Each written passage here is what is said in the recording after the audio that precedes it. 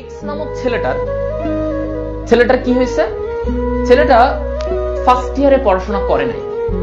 First ইয়ারে পড়াশোনা সে করে নাই, তোমাদের মতো তোমরা এখনো ফার্স্ট ইয়ার থেকে সেকেন্ড ইয়ার উঠবা অনেকে। সে ফার্স্ট ইয়ারে পড়াশোনা করে নাই, সে ইয়ার ফাইনাল পরীক্ষা দিছে। ইয়ার ফাইনাল পরীক্ষা দেওয়ার পরে সে যে তোমাদের ইয়ার ফাইনাল হয় না ইন্টার ফার্স্ট ইয়ারের পরে হয় কিন্তু কলেজে, এই পরীক্ষা দেওয়ার পরে সে দেখলো যে সে তার পজিশন অনেক পিছনে, তার পজিশন অনেক পিছনে।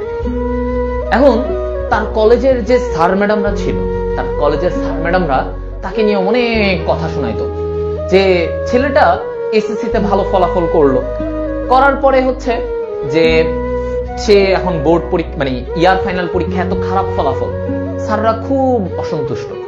স্যার বলো ম্যাডাম বলো, তার বায়োলজির ম্যাডামরা, হ্যাঁ তার অন্য কেমিস্ট্রির স্যাররা সবাই বলতেছে কি ব্যাপার তুমি পড়াশোনা ছেড়ে দিছো, তুমি এত খারাপ স্টুডেন্ট কবে হইলা, পড়াশোনা করো না, কি করবা, বড় হয়ে কি এটা হবা ওইটা হবা, কি করবা, বড় হয়ে তো কিছু করতেই পারবা না, বুয়েট মেডিকেল তো পাবাই না।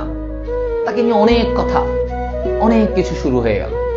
তার ক্লাসমেটরা তাকে বলতেছিল যে কি ব্যাপার তুই, তোর এই এত অবনতি কেন, হ্যাঁ তুই তো একটা সময় ভালোই রেজাল্ট করতেছিলি। ফার্স্ট ইয়ারে সে ইয়ার ফাইনাল দিচ্ছে, তো তুমি চিন্তা করো এই বয়সটা না এতগুলা কথা শোনার মতো ধৈর্য খুব কম মানুষের থাকে, তাই না? এতগুলা টিচার বলতেছে, বাবা মা বলতেছে, তার ফ্রেন্ডরা পর্যন্ত বলতেছে কি ব্যাপার তুই এরকম অবস্থা কেন, এই খারাপ রেজাল্ট, এই সেই অনেক কিছু বলতেছে। এখন ছেলেটা খুব কষ্ট নিয়ে ছুটিতে আসছে বাসায়।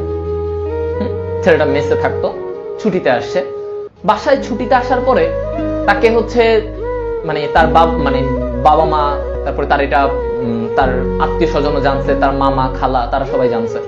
তারা জানার পরে না তাকে আবার বাসায় আসছে, কি পড়াশোনা করো না, এটা করো না, তুমি খারাপ ছেলে হয়ে যাচ্ছ, অনেক কথা।